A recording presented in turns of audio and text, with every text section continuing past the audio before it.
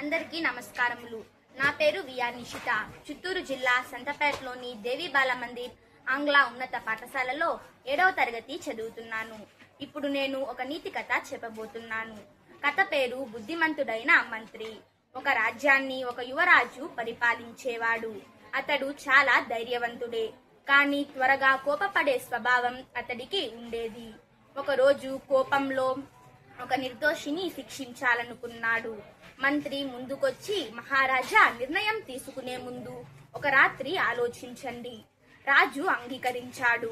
రాత్రంతా ఆలోచించాడు. మరుసటి రోజు తను తీసుకున్న నిర్ణయం తప్పు అని తెలిసింది. అప్పటి నుంచి రాజుకు కృతజ్ఞత చెప్పాడు. నీతి: కోపంలో తీసుకునే నిర్ణయం నష్టానికి దారి తీస్తుంది.